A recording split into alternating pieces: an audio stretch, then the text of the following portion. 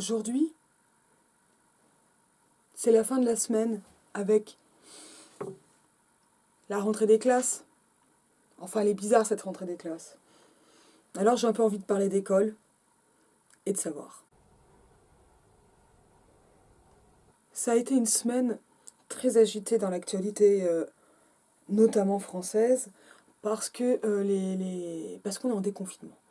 Et la plupart des écoles a rouvert cette semaine. Alors a rouvert avec voilà, beaucoup de complications, énormément d'inquiétudes et peu d'enfants. On va dire que le ratio entre le nombre d'enfants qui a l'air de retourner en cours, il s'agit-il bien de cours, c'est un peu de ça que je veux parler, et a l'air d'être quand même assez... Enfin, moi, ça m'interroge, quoi. Pourquoi on a autant besoin d'ouvrir les écoles alors que moi, mon université ne va pas rouvrir a priori jusqu'à septembre. Et donc, pour le moment, on attend de voir ce qu'on va faire des rattrapages. Ça va être du cas par cas, c'est compliqué, c'est très compliqué. Et la façon dont une décision comme les dates de rattrapage se prend dans une université, ce n'est évidemment pas lié à une seule équipe pédagogique. Et il y a plein de lois qui encadrent le code de l'éducation et des lois qui viennent contrevenir au code de l'éducation pour permettre plein d'autres choses. Mais c'est très contraint comme exercice. Il ne s'agit pas tellement de parler ici de comment ça se passe à l'université, ni même réellement à l'école, parce que moi, je n'ai pas d'enfant, je ne suis pas institutrice et je ne suis pas moi-même un enfant. Donc, concrètement, cette situation, je ne l'ai pas vue. En tout cas, j'ai bien les copines d'instit qui sont venues me dire qu'il y avait un problème, et un gros problème, et qu'elles-mêmes avaient quand même plutôt tendance à ne pas envoyer leurs enfants à l'école. Et si j'ai bien compris, il n'y a pas de mode de garde prévu pour les enfants d'enseignants. Comment peut-on travailler si on ne peut pas faire garder ses enfants? Donc, tout est compliqué. Et, euh, pour une large mesure, à mon avis, scandaleux, au moins d'un point de vue sanitaire, psychologique.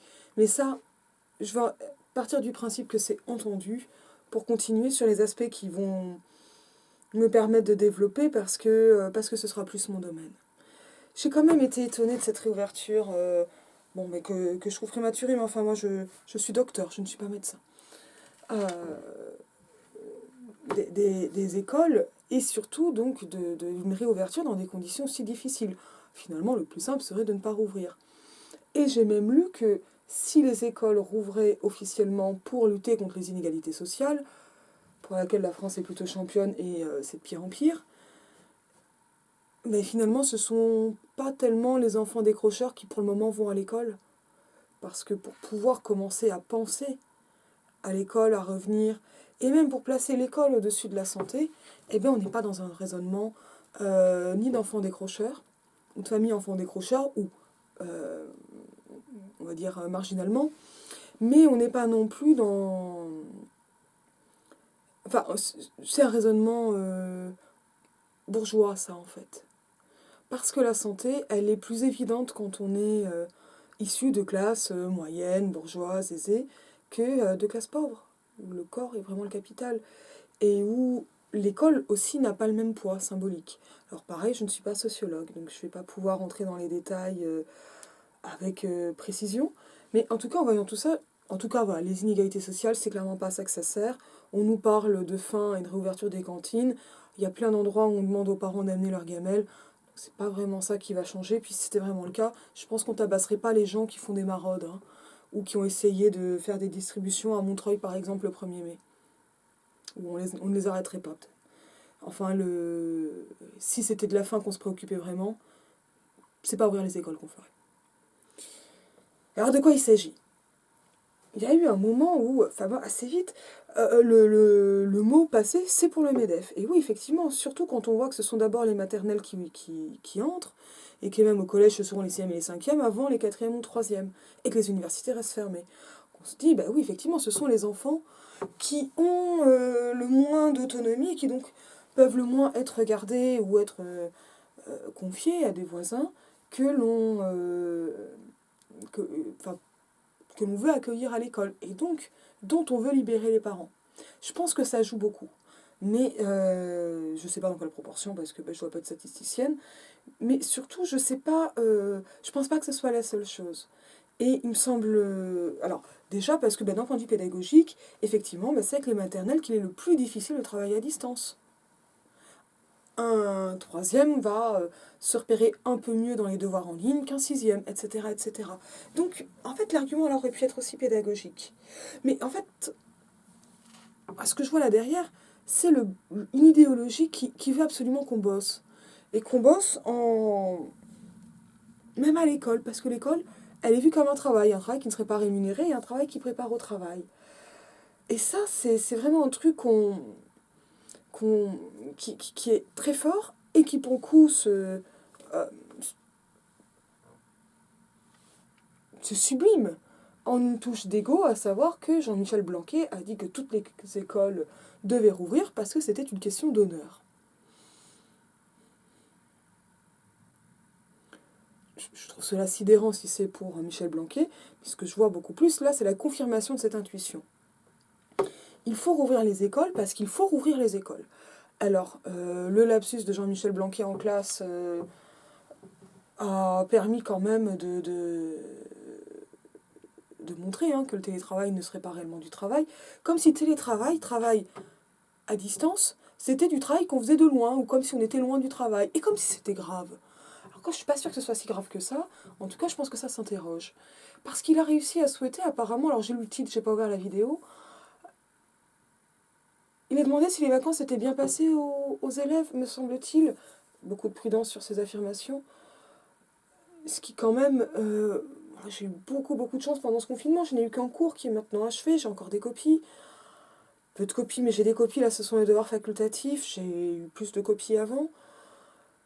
C'est harassant de faire cours en ligne. De faire cours en audio, de trouver des systèmes et tout. Et voilà, moi, j'ai vraiment trouvé un moyen qui fonctionnait pas mal pour un cours. Parce qu'un cours magistral ne se convertit pas en QCM ou en petites applications. Des choses qui peuvent très bien passer avec d'autres cours. Faire de la classe inversée sur un CM de critique littéraire, ça ne fonctionne pas. C'est pas possible. Voilà. Ou alors, il faut repenser le cours de A à Z, mais dans ce cas-là, je ne suis pas responsable de la maquette. Donc il faut peut-être aussi repenser dans ce sens-là. Alors, bon, en tout cas, c'était pas des vacances, c'était clairement un rythme différent, mais comme si tout était dilaté, c'est un peu comme si on manquait d'oxygène, en fait, tout ça. Et, euh, et ce besoin de renvoyer les enfants à l'école, j'arrive pas à y voir autre chose que. Il faudrait quand même pas qu'ils croient que c'est des vacances. Et d'ailleurs, on a quand même bien l'impression que ça a été un peu des vacances.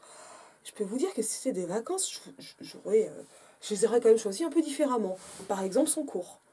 Bon, ça c'est une première chose, en tout cas, voilà, qui montre qu'en tout cas que le télétravail n'est pas encore considéré comme un vrai travail, ce qui provoque des burn-out, parce que si c'est pas un vrai travail, on est censé travailler plus, et en même temps, c'est quand même compliqué de travailler chez soi, c'est pas fait pour tout le monde, c'est un truc qui s'apprend, ça se fait pas normalement du jour au lendemain, donc les risques psychosociaux, de surmenage, de souffrance au travail, ils sont absolument décuplés en ce moment.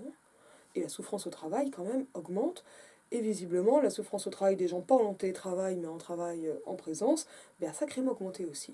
Soyez sympa quand vous allez dans les supermarchés. C'est là aussi sidérant de voir quels sont les témoignages des caissiers et des caissières de diverses enseignes sur Twitter. Vraiment, ça fait honte. Vraiment, ça fait honte. Ça fout la honte de se dire que des gens se comportent comme ça, et en masse. Pas un cas de temps en temps, en masse. En tout cas, voilà. Il y a quelque chose de l'ordre donc d'une idéologie du travail. Cette idéologie du travail, on sait d'où elle vient là. Tiens, je sais pas si j'ai le livre là. Elle vient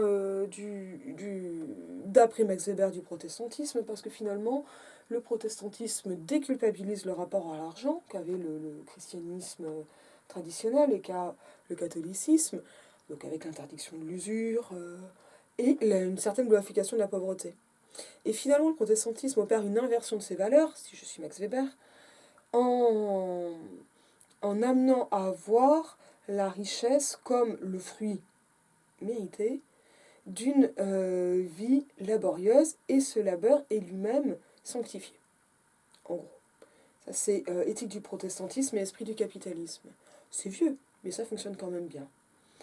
Euh, et à partir de là, on se met à voir le travail comme quelque chose finalement, qu'il faut faire. Et ça, c'est un truc qui m'interroge vraiment parce que c'était pas censé contaminer l'école, quoi. L'école, c'est censé être un lieu où on apprend, pas un lieu où l'on travaille.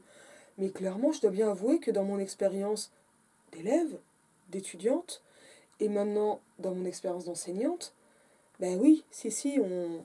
Mais alors, bien sûr que je valorise le travail et les efforts, mais en fait, je me demande un peu pourquoi. En fait, pour donner un exemple concret, dans la matière avec une œuvre au programme dont je peux avoir la responsabilité, c'est plutôt au premier semestre, eh bien, mes collègues selon les années, m'ont demandé voilà, est-ce que tu fais un questionnaire de lecture? Je ne le fais plus pour des raisons pratiques de temps. Je ne sais pas si c'est bien ou mal. Je sais en tout cas que faire un questionnaire de lecture au premier cours pour montrer aux étudiants qu'il fallait anticiper et regarder les programmes en ligne, c'est dégueulasse. Donc je le fais pas. Mais alors c'est sûr que ça met les gens ou pas, mais ça met les gens ou pas, c'est aussi questionnant, quoi. Et ce questionnaire de lecture, bah, c'était des questions qui n'étaient pas compliquées, hein. Quel est le nom du héros du roman Le Rouge et le Noir, hein. Bon, voilà, vous avez un point. Et des questions plus compliquées, avec des petits pièges.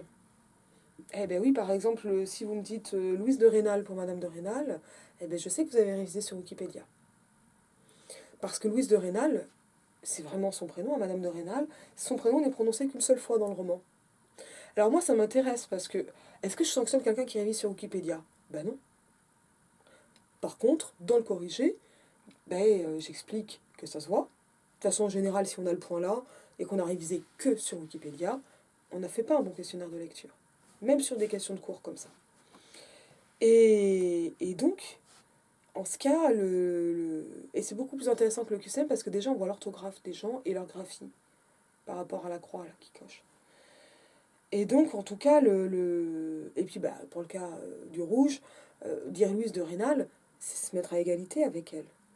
Dans une certaine intimité, Madame de Rênal, c'est qu'on adopte le regard de Julien, et de Julien, précepteur des enfants de Monsieur de Rênal. Ça, c'est quand même super. Donc, on a le prénom, mais une seule fois. Par contre, l'article Wikipédia sur le rouge, donne le prénom. Mais il explique absolument pas ça. Et oui, mais Wikipédia, c'est une encyclopédie, donc ça fait partie de son taf d'avoir mis ça en avant.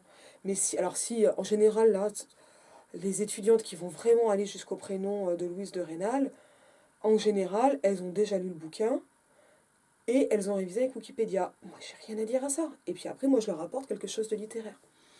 Et est-ce que quelqu'un qui va me faire une dissertation, mais qui n'aura pas lu le livre, mais qui va me faire une très bonne dissertation, ne mériterait pas d'avoir quand même 17, 16, 18, quoi? En fait, moi, je demande quoi? Je demande d'avoir lu le bouquin ou d'avoir fait une bonne dissertation? Dans les faits, je pense pas qu'on fasse une bonne ou une très bonne dissertation, surtout en licence, hein, sans avoir lu le livre. Je pense que ça aide quand même beaucoup. Mais finalement, voilà, et c'est un positionnement où... parce qu'en fait, une dissertation où on voit que le livre n'est pas lu n'est pas une bonne dissertation, elle ne fonctionne pas. Et si l'étudiant arrive à bluffer et que je le vois pas, tant mieux. Mais il sera même encore plus fort. Mais dans ce cas-là, qu'est-ce qu'on valorise quand on met la note? Le talent, le travail, la compétence, le respect des consignes. Et d'ailleurs, pourquoi on met des notes? Concrètement, la raison, elle est simple. On est obligé d'évaluer chaque matière, c'est-à-dire que chaque matière donne des crédits ECTS, parce qu'on est soumis au processus de Bologne depuis la LRU, c'est 2008. Le processus de Bologne, je crois que c'est 2003-2005 par là. Vous allez me corriger. En tout cas, ce sont des procédés européens qui uniformisent les diplômes du supérieur en licence, master, doctorat, en 3, 2, 3 ans. Doctorat en 3 ans en lettres, ça n'a aucun sens. Pour tout le monde. Et ça permet la mobilité internationale, les échanges. Mais en fait, ça permet aussi ce que j'évoquais la semaine dernière, mais une certaine pensée gadget. On sait répondre à telle ou telle question et à tel ou tel lieu. Et c'est une chose qui perturbe beaucoup les étudiants quand, par exemple, les enseignants, les enseignantes ne sont pas du même avis. Moi, je leur explique. On vient d'écoles différentes, on n'a pas eu les mêmes formations et on est des personnes différentes, c'est normal. Mais ça segmentarise aussi le rapport au savoir et ça le subordonne à l'autorité et à la note. Et ça, c'est quelque chose, où les étudiants que je vois, quand ils arrivent en L1, ils ont quoi déjà derrière eux? Ils ont 10, 15 ans d'école. De 3 à 18, 15 ans d'école. C'est bon, ils sont déjà mis au pas en fait, globalement. Alors après, l'habitus universitaire, c'est encore autre chose. Voilà, on monte d'un cran, hein. Mais voilà, qu'est-ce qu'on apprend? Moi, ça m'interroge beaucoup parce que je suis chercheuse par fascination pour un certain rapport au savoir et par grande interrogation sur ce qu'est le savoir. Et pour le coup, je me demande, mais qu'est-ce que j'enseigne? Alors, je mentionnais, oh là, la semaine dernière, un ouvrage qui s'appelle Pédagogie et révolution libertaire et que je ne peux pas montrer parce que je l'ai lu en e-pub. J'ai mis le lien dans la vidéo de la semaine dernière, je vais le remettre si j'y pense, hein, comme d'habitude. Ça fait partie des livres qui ont été ouverts par Libertalia. Et c'est vraiment intéressant, dans un contexte où l'école, elle se fait à la maison, mais avec le professeur. Et c'est questionnant. Et moi, je crois assez fortement à l'idée que l'école va être émancipatrice en proposant autre chose que la famille, et que déjà montrer autre chose que, de la famille, que ce qu'on apprend à la maison, eh bien, c'est important pour faire un choix. Et pas forcément seulement entre l'école ou la famille, mais parce que ça va donner un rapport plus critique, plus complet sur le monde. Ça va donner au moins, je schématise, hein, mais au moins 2 points de vue. Et ça me paraît important. Mais en même temps, que les parents se fassent le relais des enseignants, il y a quelque chose qui a changé en fait, c'est-à-dire que cette volonté émancipatrice par rapport aux familles, elle n'est plus présente dans le discours sur l'éducation. Parce que les parents d'élèves sont invités, enfin en tout cas les représentants, sont invités au conseil de classe. Parce que il y a des réunions entre les parents et les profs. Parce que là, j'ai lu des dizaines de témoignages de profs qui avaient des élèves de tous les âges, qui expliquaient qu'ils avaient appelé les parents régulièrement. Et j'ai moi-même appelé des étudiantes. Alors, non pas que j'ai leur numéro de téléphone en avance, hein, mais parce que, voilà, on a discuté de ce qui allait, ce qui allait pas. Alors là, les étudiants elles-mêmes, c'est autre chose que leurs parents. Mais voilà, il y a quelque chose alors qui s'est un peu. Je sais pas dire si ça s'est défait ou si ça s'est renforcé, mais en tout cas, qui est plus poreux hein, entre l'école et la maison, mais qui était déjà, donc avec le confinement, mais qu'il est d'autant plus. Enfin, ou qu'il était déjà avant et qu'il est d'autant plus en ce moment. Et ça, c'est vraiment un truc qui m'interroge. Comme de toute manière, la question de mais qu'est-ce qu'on fiche à l'école, quoi, me questionne. Alors vous allez me dire, bien sûr, on apprend à lire, écrire, compter. Qu'as-tu fait à l'école, mon fils aujourd'hui bon, voilà, ce qu'on apprend à l'école, c'est quand même un truc qui interroge, mais voilà, qu'est-ce qu'on apprend? Et on sait à quel point l'école de la Troisième République, enfin si on ne le sait pas, allez lire Pédagogie Révolution, parce que ça le rappelle, et je dois avouer que je ne savais pas que c'était un projet aussi net. L'école de la Troisième République, elle est pensée pour amener de l'instruction, c'est-à-dire amener des savoirs, tout en coupant la possibilité d'une émancipation. Parce que c'est une école qui apparaît vraiment, hein, Jules Ferry, dans les années 70 et surtout 1880, et qui est une école anticommune. Et l'idée de cette nouvelle école, c'est tout simplement de faire en sorte qu'il n'y ait plus jamais la commune, avec une émancipation collective populaire. Et là, je me demande un peu pourquoi j'enseigne. Vous voyez, parce que j'ai pas de réponse. Et ça, c'est vraiment un truc qui est intéressant, parce que les hussards noirs de la République, ils sont bien les missionnaires de la République. L'image n'est pas juste celle d'une sainteté laïque. Et là, je fais référence au titre de la thèse de mon ami Magali Miupo. Mais c'est vraiment quelque chose qui, là, veut transformer les esprits et qui parvient. Et qui passe par un rapport au savoir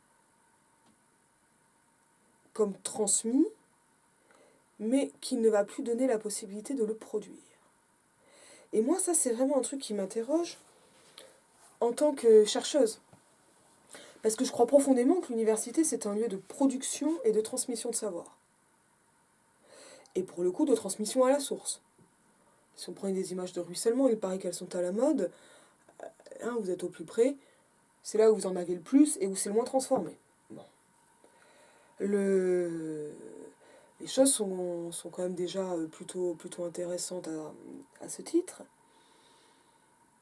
Et c'est un peu la définition voilà, que quelqu'un comme Renan pouvait donner de la science, avec cette particularité pour des lieux comme le Collège de France, qui se passe d'évaluation, de n'être consacré qu'à la science, et la transmission se fera donc d'autant plus proche, dans le projet renanien pour le Collège de France, qu'il s'agit de montrer la science en train de se faire. Et cette formule renanienne, c'est devenu la devise du Collège de France. Et l'autonomie du Collège de France, qui n'était pas spécialement réclamée, même si elle était dans l'air, je caricature, hein, elle est vraiment devenue un dogme, et notamment, c'est Renan qui a réussi à faire entrer dans les pratiques le fait que ce soit les professeurs du Collège de France qui nomment leur père. Et ce modèle-là, c'est le modèle de la science. C'est-à-dire que ce n'est pas le pouvoir politique, ou des administrations, ou des managers. Et c'est ça qui nous pend au nez avec la transformation managériale de l'université. Alors là, moi, pour le coup, quand j'enseigne, bon, au début, j'ai vraiment enseigné en étudiante, c'est-à-dire que voilà, je voyais la maquette, je voyais les consignes, je me suis demandé quelles étaient les consignes implicites, quels étaient mes objectifs, et donc c'était à la fin du premier semestre, puisque ma tâche c'est de leur enseigner la dissertation à partir d'une œuvre littéraire, il faut que je fasse ça en méthode, et donc que j'enseigne ces savoirs pratiques, ces savoir-faire. Alors j'ai jamais pensé en termes de savoir-faire, hein, mais que j'enseigne, que j'explicite ces choses-là, et j'ai encore plus explicité ensuite, et puis les problèmes sont jamais les mêmes selon les étudiants et les étudiantes. Mais c'est comme ça que j'ai pu bâtir mes cours. Et puis après, la contrainte, c'est j'ai 12 séances, elles font tant, il faut que je fasse ça, il faut tel texte, il faut que je récupère une copie, il faut que je puisse la corriger. Voilà. Et donc on pose la date là, et puis c'est fait, quoi. Enfin, je caricature, mais c'est comme ça qu'on bâtit le plan d'en cours, en gros. Hein. C'est quoi les objectifs, c'est quoi le programme. Le programme, je l'avais choisi, mais là aussi à contrainte. Hein, un grand roman, etc. Et combien de séances ensuite. Hein, et à partir de là, je découpe. Hein. Donc ça, c'est... Et ça marche pas mal. Ça marche pas mal parce que je le pense aussi en progression. Enfin, voilà, les textes les plus difficiles arrivent à la fin. Et il faut quand même qu'on ait le temps de les corriger, donc pas forcément tout à la fin, etc. Enfin, voilà, tout est pensé. Mais ça, c'est une autre question. Vous me direz si ça vous intéresse d'expliquer comment je construis un cours, quoi. Donc Et l'idée, c'est de les amener par la pratique et par en fait ce qu'on appelle la reprise, c'est-à-dire les corrections. C'est-à-dire que quand il y a une explication de texte, alors surtout avec les L1, après j'allège un peu la chose, mais je refais l'explication de texte. Ensuite, je, la première explication de texte, c'est moi qui l'ai fait. Évidemment, comment ils peuvent savoir sinon. Et donc pour ça, on donne toutes les étapes, comment ça va passer, et donc hop, remarque générale, et puis voilà, je vais soit reprendre complètement l'explication de texte, soit les trucs, et puis pour une dissertation, je serai bien corrigé. Voilà, je rédige une dissertation intégrale que je distribue le plus souvent en papier pour qu'ils puissent la noter, etc. Et alors là, il y a un bon truc, c'est que le corrigé de la dissertation, c'est très bien de le donner en milieu d'un cours pour revenir sur la correction de la dissertation au cours d'après, en leur demandant de lire à la maison. Ça fait 2 temps et ça leur permet de quand même intégrer, etc. Mais il faut expliquer aux étudiants ce qu'on fait avec une copie à noter et ce qu'on fait avec un corrigé de dissertation. Rappelez-vous, ça va pas de soi. Moi, je crois que j'ai vraiment compris ce qu'il fallait faire une fois que j'ai été enseignante. Hein. Ce qui est quand même un comble. Donc, expliciter, quoi. Vraiment. Il faut que les enseignants explicitent tout le temps parce que ce qui est implicite crée de la discrimination. Et donc, la société, l'université, c'est beau de dire la société pour l'université, ou pas, je sais pas. Quand on la transforme et qu'on va vers quelque chose qui est de l'ordre de la seule transmission de savoir, mais qu'on perd la production de savoir, il y a un problème. C'est ce que je voulais dire la semaine dernière dans ce passage où j'évoquais ce moment où Deleuze, dans Post-Scriptum sur les sociétés de contrôle, explique qu'on passe à la formation continue pour les universités et à une université ouverte tout au long de la vie, mais que pour le coup, on ne produit plus de savoir.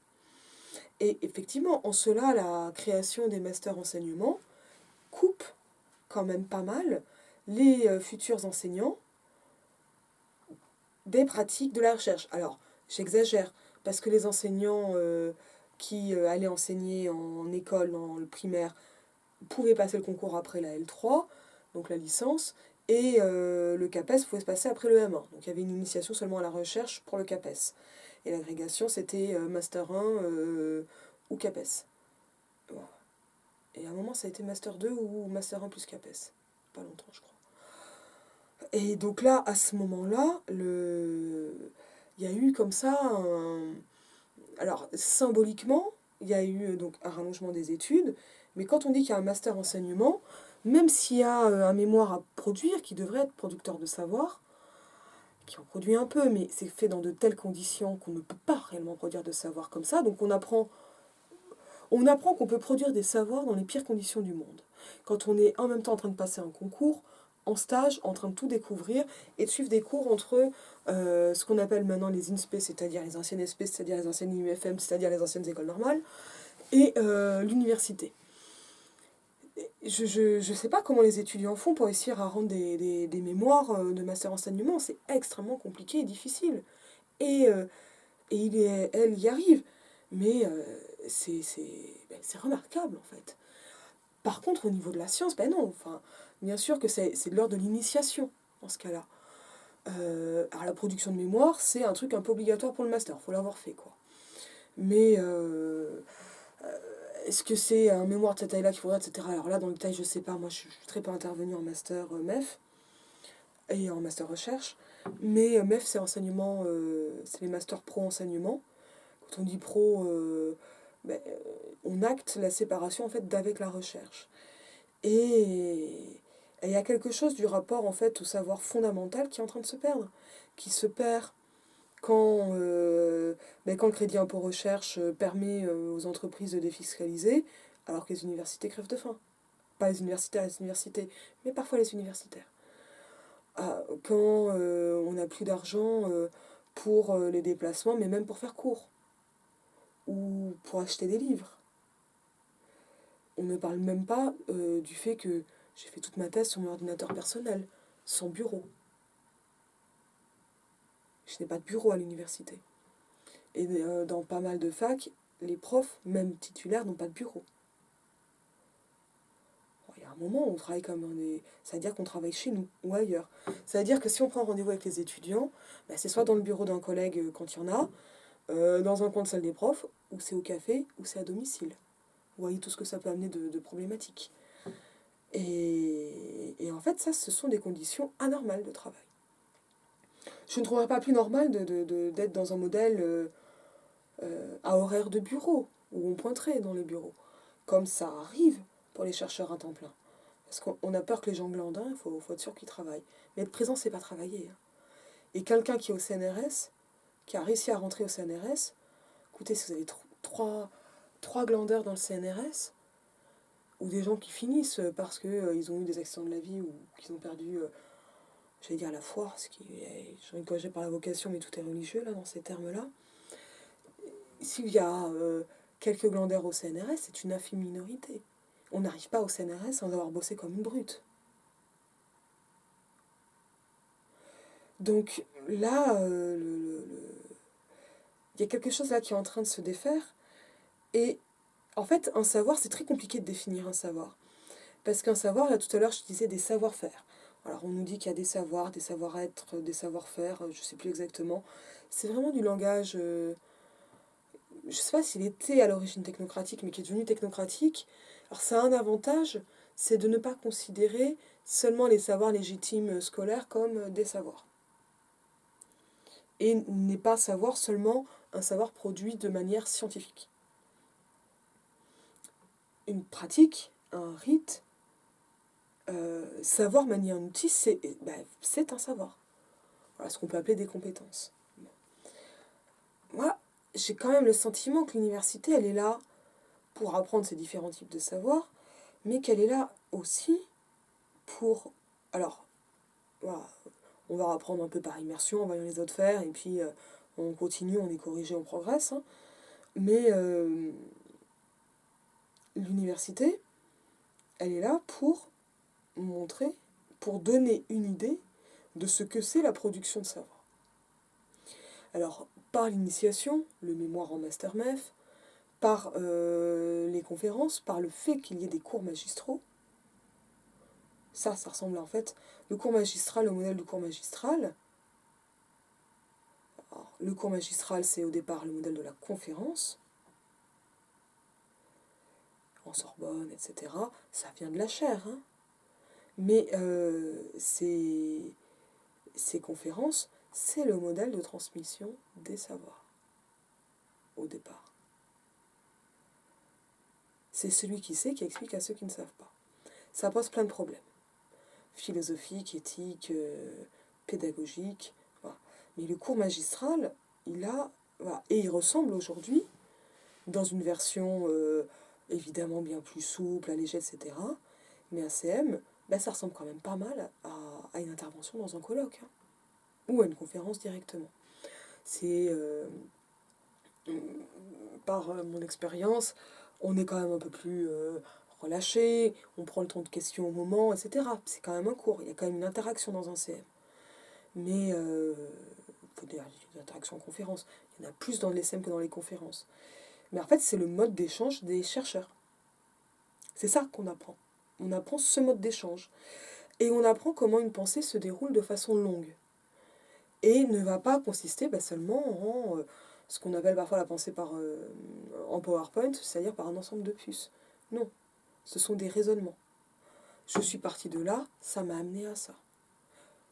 Si on a fait des expérimentations, la question était ça, et voilà. Ça va être de montrer comment le processus s'est mis en place, etc. Mais c'est compliqué. Et c'est toujours compliqué. Ça, j'avais fait une vidéo là-dessus. Pourquoi c'est compliqué? Ben, c'est compliqué. Et ce qu'on apprend, c'est compliqué parce que c'est compliqué à penser, quelle que soit la discipline. Et c'est vraiment ça, qui est intéressant. Et c'est pour ça que les étudiants, c'est un grand choc, hein. Ils avaient au mieux de la littérature quand ils avaient fait un bac L, sinon du français abandonné depuis la première. Et d'un coup, pour faire de la littérature, ils ont 6 matières différentes. Ben oui, parce qu'il faut les 6 au moins. Donc on fait de la linguistique, on fait de la grammaire, on fait vraiment de la littérature, on va dire pure, ce qui va ressembler vraiment à la littérature avec l'approche sur œuvre, on fait de l'approche comparée, on fait de la phonétique. Ben oui, il faut tout ça. Il faut tout ça en même temps.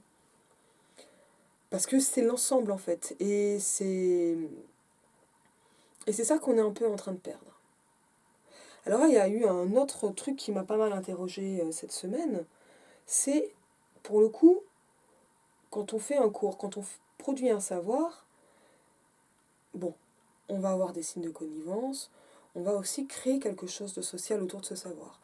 Et c'est vraiment ce qui s'est passé pendant ce confinement, c'est-à-dire que moi, mes étudiantes, elles ont réussi à avoir un cours gratuit, parce que c'était compliqué de ne pas m'entendre à madame. Donc j'avais fait un petit atelier méthodo et atelier d'écriture pour maintenir le lien. Le lien social qui, là, en fait, manque, quoi. Qui manque moins, le reste du temps, évidemment, on ne le voit pas. Qu'il y a ce lien social. Et là, j'ai vraiment fait attention, à chaque fois, à commencer tous mes cours. Ce que je fais systématiquement en cours, c'est « Bonjour à toutes et à tous ». D'abord parce que c'est du langage inclusif, parce que comme ça, je m'adresse vraiment à tout le monde, et parce que j'ai une formule qui montre que je débute le cours. Et c'est du rituel. Et tac. Et ça fait du collectif. Et ça fait qu'on fait cours avec la promo, et on sait qu'on fait cours ensemble, quoi. Ça marche. Mais pour le coup, voilà, comment ça se passe, par quoi ça passe, et ça va quand même amener un truc qui est très bizarre quand on est enseignant. Et c'est pour ça que je trouve que c'est quand même bien d'avoir enseigné quand on va vers la recherche, ou quand on est chercheur, enfin, de le faire au moins en tant que conférencier de temps en temps, mais c'est vraiment un des trucs que m'ont appris les cours, c'est que je suis obligée de me dire est-ce que ça va être dur ou pas pour eux. Comment je vais expliquer. Qu'est-ce qu'il faut que j'explique, par quoi je passe, etc., etc. Particulièrement pour faire un sujet de devoir.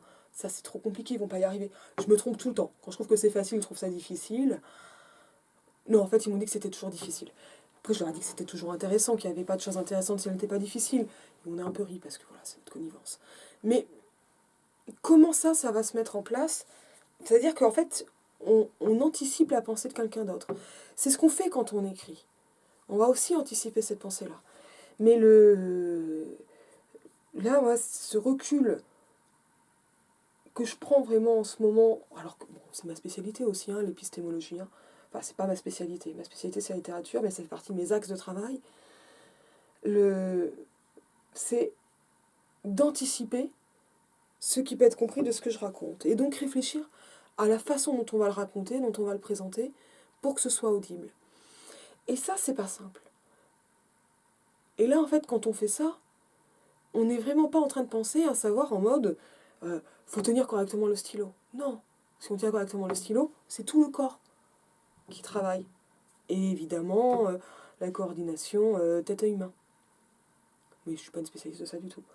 C'est savoir faire une explication de texte, c'est et connaître la méthode, et se connaître soi, et connaître l'œuvre, d'abord peut-être, et savoir la présenter, et savoir un peu bluffer, c'est plein de choses. Et donc comme ça, il n'y a pas de savoir pur, ça n'existe pas. Un savoir c'est toujours relationnel, et en fait, c'est lui-même, un savoir va lui-même être un archipel de plein de choses. Et il y a quelque chose qui est complètement utopique, mais terrifiant dans cette séparation des individus en compétences. Compétences. Qu'est-ce que ça veut dire? Est-ce que c'est mieux que mettre une note? Je pense que c'est la même chose, c'est juste une autre façon de faire. Et apparemment, quand il y a les évaluations par compétences, il y a quand même une demande de notes, d'équivalence, etc. Parce qu'on ne sort pas ni de la note, ni de cette idée de jauge comme ça qu'il faut remplir. Alors que ça se passe différemment, en fait, le rapport au savoir. Alors, si on va aller... mais même la science, en fait, ça se passe toujours...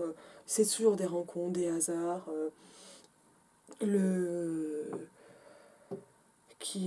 discutais de ça, voilà, un jeune chercheur qui disait, voilà, non, il s'était retenu pendant sa thèse de faire des choses en dehors de sa thèse. Mais non, déjà parce qu'on est malheureux si on fait que sa thèse. Mais, et le but n'est pas d'être malheureux. Si on fait une thèse en lettres, c'est qu'on aime la littérature, donc faut lire. Et moi, j'ai mis tellement de temps à me réserver des livres de fiction. Et si on fait ça, c'est parce qu'on aime ça. Donc il faut garder cette notion de plaisir. Et il faut surtout, comme ça, les inscrire dans des parcours au maximum. Parce que ça permet de pas péter un plomb devant l'institution. Et ça permet de se rappeler aussi surtout à quoi sert l'institution et comment elle est pensée et comment elle est en train de changer aujourd'hui. Donc ce qui a l'air d'être un petit changement technique, technocratique, il n'y a pas quelqu'un de méchant qui dit on va faire ça. Par exemple, les ECTS, c'est super pour la mobilité internationale. Bon, ça fait que la mobilité internationale devient de plus en plus un impératif. Effet pervers. Mais mobilité internationale, donc le fait de faire une année à l'étranger par exemple. Mais les ECTS, ça rend, je dis beaucoup B aujourd'hui, mais ça lisse le rapport au savoir parce que ça met en place des équations. Ça met en place des équations sur des choses qui en fait doivent se penser par immersion. Alors, c'est important de savoir voir que le problème, il est là, ou là, ou là. Mais les compétences des évaluations, elles ne fonctionneront jamais par rapport à ça. Là, ce qui marche, c'est un regard humain sur un travail humain. Et pour faire ça, il faut essayer d'être bienveillant. Je sais que c'est un mot qui est absolument honni parce qu'on en a fait une horreur de la bienveillance. Mais la bienveillance, c'est quand on regarde l'élève ou l'étudiante comme une personne et qu'on n'oublie pas que c'est une personne et qu'on est en train de parler des personnes où on n'est pas à situation d'égalité parce qu'on a des fonctions différentes qui font qu'on n'est pas à égalité, il ne faut pas se leurrer là-dessus, mais où on peut avoir un réel dialogue. Et c'est à ça que ça sert. Et ça, c'est magnifique, en fait, cette relation prof-élève, quand elle est pensée de façon émancipatrice. Et là, moi, c'est un chemin, là, j'y suis pas, j'ai pas fini. Clairement, je vois que j'ai encore beaucoup de choses à apprendre de l'enseignement et de comment j'enseigne, et notamment de l'histoire des projets d'enseignement alternatif, quoi. Ça me fait un bien incroyable de lire voilà, donc Pédagogie Révolution, dont en fait j'ai si peu parlé, parce que voilà, ça me force à m'interroger sur ce que je fais, à le remettre en question et à me demander quel est mon objectif de cours, en gros. Je vous dis à bientôt.